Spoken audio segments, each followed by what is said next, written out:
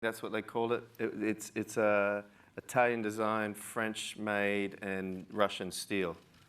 Go figure.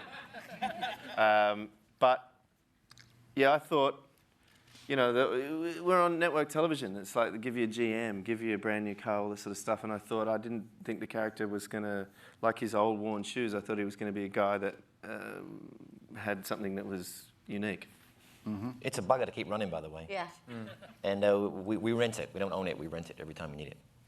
Guy's making a fortune. He loves it. He loves it, doesn't he? Yeah. We're like, can we buy it? Yes, you'd like to. Yeah. You kidding? You bought it 15 times. Keep buying it. So if you know of another one, let us know. And I still can't open the door on it. Yeah. Next question. Who's got a mic? Just wave if you have the mic. There we go, right there, right next to you. You're such a different character from when you were in The Guardian.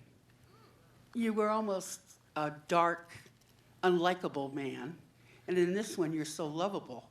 How can you change? I mean, you're a great actor for doing that. And also, my husband said to tell you that you ride marvelously and ride with the devil. Oh, thanks. He likes your riding. I like you. There you go, Rebecca.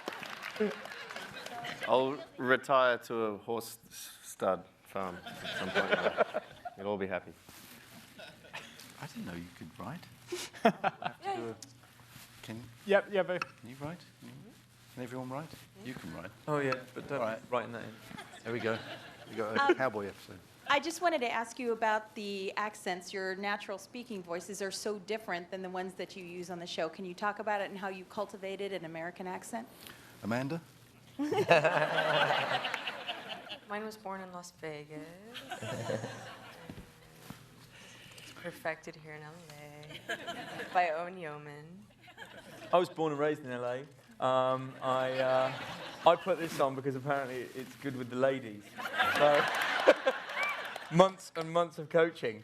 No, I think everyone comes to it in a different way. I know that there's been a lot of press about the British and Australian invasion. Some people, Hugh Laurie, I think, stays American on set all the time. I choose not to. I work with a dialect coach. I think it's how everyone approaches their work, and just a lot of time and hard work. And I think it's got easier as you stay here longer, because it's like learning a foreign language. But you get caught between the devil and the deep blue sea, really, because you go home and they're like, "Look at you, you're so American with your tomato and your sidewalk," and And then I come here and I'm like, "Oh, we just fell off the pavement the other day." They're like, "You're so quirky and British." So, it's, you just resign that you're going to lose on both sides of the pond. But yeah, it's, it's a challenge, and it's a great key into a character too. It gives you a real physical handle for a character. It's true. This is carrying on from the last question. I mean, Simon's Australian. Owen's obviously from the same place as me. Well, where's that? Birmingham. Yeah. My wife's from there. Oh, nice one. Yeah. We should get together. Talk about Birmingham. Anyway, the question is, it sort of follows up from the last one a little bit. Why do you sort of feel you need to change the accent, to portray an American character? I mean, why couldn't Simon use his Australian accent and you use your British one? Well, it's probably more for the producers, this one, but why do you need to change the accent?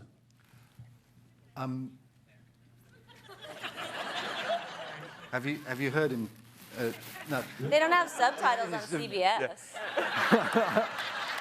I actually watched BBC America the other day, and there's a few programs that I love on there, and they do have subtitles on them. It's brilliant. No, all of the Sunday Bloody Sunday, all of the Americans, in the middle, it's difficult for them to decipher. I think it becomes a whole journey too of how do you justify why Rigsby is from Wales. Suddenly he's in the CBI and he lives in Cardiff. That's weird. It's the character precedes the actor, and you hope that I guess that that you come to that and you try and bring to that what you can. One foreigner would be acceptable in one serious crimes unit, but two would be a bit odd. Right. Perfect. Yeah. Yeah. They don't have police in Australia anyway. Yeah, it's a penal colony. So.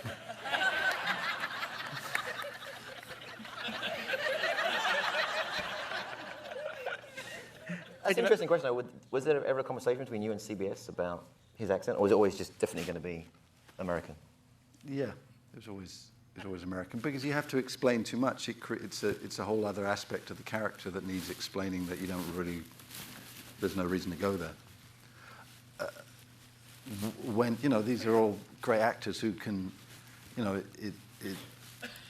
it's a task for them, but it's a seamless task. It's not like we have to spend time going, okay, now you've got to start talking American. Yeah. They just do it. Hi, I had a question. I believe recently, Simon, your wife was on the show.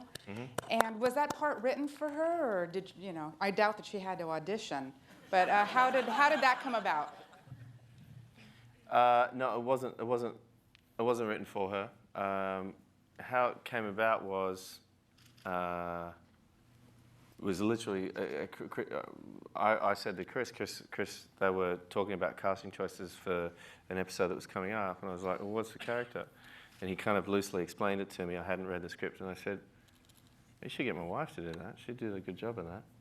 And Chris went, "Really?" And I sort of snuck the script home in an earlier draft of the script, sort of nervously saying, "Oh, well, I better get her to read it." If she actually wants to do it. And she read it and said, "Yeah, I'd have a go at that." And then it just sort of formed. And she ended up on the show.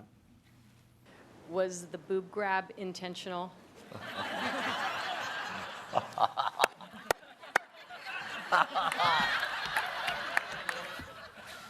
The truth will out now.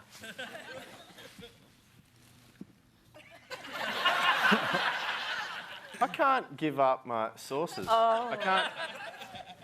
Yeah. I'm sorry. Yeah, it's totally intentional. Although on the day I said, "Oh my God, I'm so sorry. Oh my God, I can't believe I did that. I'm so sorry." He told me in the next take he was going to do I it. said, "I'm going to grab it first." Yeah. Just very briefly. Thanks for the heads up. Yeah. Sorry. Well, I mean, Wasn't a grab. I was blind. It was a fleeting. Just before we started the scene, he went, "Watch this." I did not do that. No, he didn't. That's a lie. I did not do that, and I can honestly say that I lied through my teeth to Amanda and saying, "Oh my God, I'm so sorry." Yeah, you But I thought it'd be really interesting because people do often keep their keys in the top pocket, and I'm blindfolded, and she's handcuffed, and You're blind. yeah, I'm blind. Yeah. It is a character choice. Mm-hmm. Would it be any less creepy if you're like, "Hey, I'm going to grab your boob in the next take"? Like, there's no good way to get out. That would be weird. Yeah, it's all weird. It's all bad. I'm defending you. That was nice. I know. I'm with you. Yeah. Thanks. Thanks for throwing me under the bus. I didn't throw you on it. I think I was the one that Threw speed yourself bump under for the the bus there. Quite happily. Yeah. This is for Simon. My mom wants to ask you. Do you sometimes? Where is she? Oh, she's right here. Oh, okay. She's hiding. How you doing? Yeah. Hello, Mum. She doesn't look that shy, mate. She wants to ask you, do you sometimes wish you're more in action movies like X-Men or in bigger productions? Or Is she saying, do I sometimes wish I was Hugh Jackman? Good evening, ladies. Do a little dance.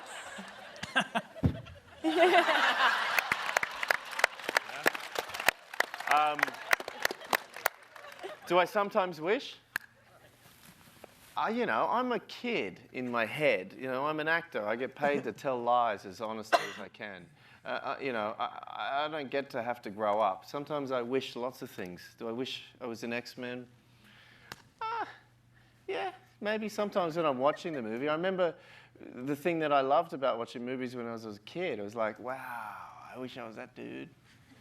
And it wasn't necessarily the actor. It was like, I want to be that character. I want to be that guy in that movie. So, there's times when I watch movies and I go, yeah, I'd like to be that guy. But that's just the part of being, having a fertile imagination and playing with the idea of fantasy in your head. And hopefully that'll never go away for me. But I'm happy being me. It's pretty good being the mentalist. We have time for just a couple more questions, so put your hand down if it's a dumb question. let's go right down here, right here in front, because I think I pissed her off when I said the thing about the Scottish lady before. Was that you, Maid? Yeah. So let's let her ask a question.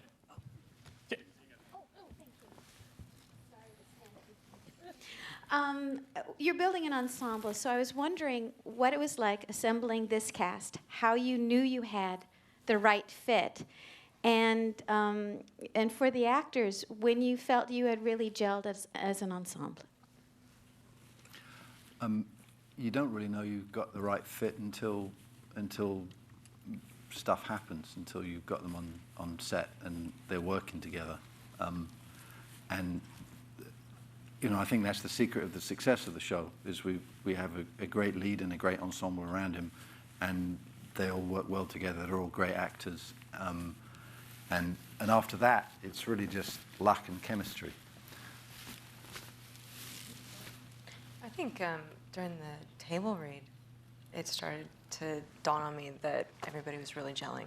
Hearing it out loud and hearing the characters come to life, and the cast was truly assembled. That was sort of the moment for me. Mm-hmm. All right, we have time for one more question. So who wants to? I mean, wow, right there. Yeah, go. I don't even think she needs a mic. A question for all of you, but mostly for Bruno. Does the CBI actually exist as an organization? And whether it does or doesn't, most of your locations and most of your crimes seem to be at resorts and big companies and in the rich. And was that a conscious choice? And where are you filming? Because you're always at these beautiful hotels and resorts. The CBI, conveniently for us, used to exist and no longer does exist. So it's both real and they can't sue us anymore. Imagine how bummed they are. They finally got a TV show made about it. Right. And they've been retired for like... Let's reassemble. Yeah, people say, I used to be in CBI. Yeah. And the locations is really, the show is something that should be enjoyable to watch, I mean, visually. So we have not shied away from gritty, dirty, down and dirty urban locations, but we definitely want it to look nice. We want it to be beautiful in that way, because that's part of the fun of watching TV. So it's skewed that way, but we will certainly go to different locations, and we will certainly try and broaden that outlook, certainly. What the CBI did in reality, which also means that we go there, is they tended to deal with high-profile cases that local police forces couldn't deal with. So, that meant they would be dealing mostly with people with pull, with influence and leverage. So you're going to rich places. Guys, on behalf of everybody who works in the TV industry, literally, thank you for making sure that network television can still make great shows. Thank you for coming tonight, everybody. Drive home safely. Thank you.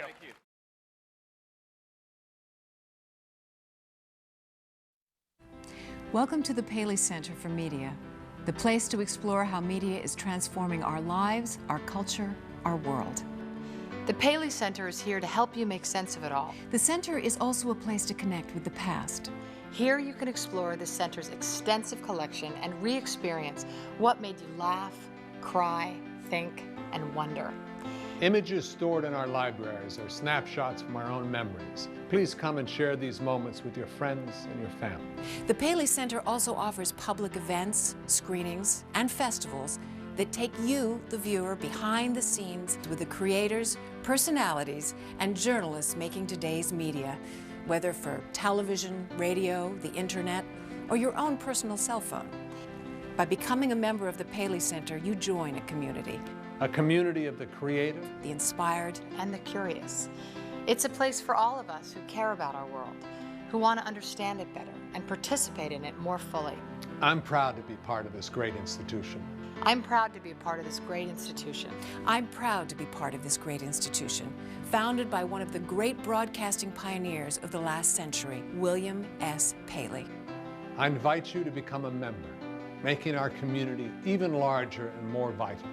So join us in person at our two facilities in New York and Los Angeles. and also online at paleycenter.org.